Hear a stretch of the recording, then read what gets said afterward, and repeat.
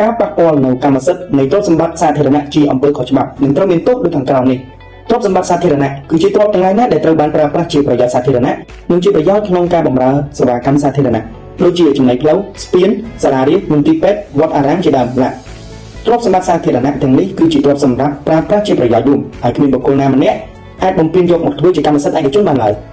ទន្ទឹមនឹងនេះបុគ្គលមួយចំនួនបានកាន់កាប់និងប្រើប្រាស់នៅទ្រព្យសម្បត្តិសាធារណៈដោយខុសច្បាប់ដោយមិនដឹងខ្លួនដោយមូលហេតុថាគាត់ទិញអចលនវត្ថុនោះបន្តពីអ្នកដទៃរីឯបុគ្គលខ្លះទៀតគឺមានចេតនាក្នុងការយកទ្រព្យសម្បត្តិសាធារណៈនោះមកធ្វើជាកម្មសិទ្ធិឯកជនទាំងបំពេញទៀតផងឧទាហរណ៍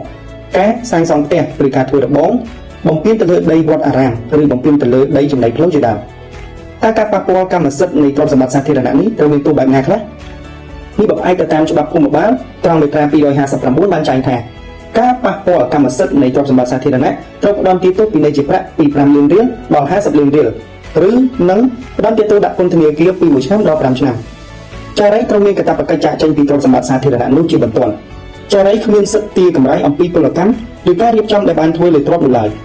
ក្នុងករណីដែលអ្នកកំពុងតែកាន់កាប់ទ្រព្យសម្បត្តិសាធារណៈមុនច្បាប់នេះចូលជាធរមានហើយមានឯកសារសម្អាងនិងបញ្ជាក់ជាក់លាក់ថាខ្លួនបានទិញពីជនណាម្នាក់អាចរាយការណ៍ជូនអាជ្ញាធរមានសមត្ថកិច្ចដើម្បីអនុវត្តតាមវិធានច្បាប់ចំពោះបុគ្គលដែលបានលក់ទ្រព្យសម្បត្តិសាធារណៈនេះដោយខុសច្បាប់និងដើម្បីជាប្រយោជន៍របស់ខ្លួនដែលបានរងគ្រោះដោយសារទង្វើនេះ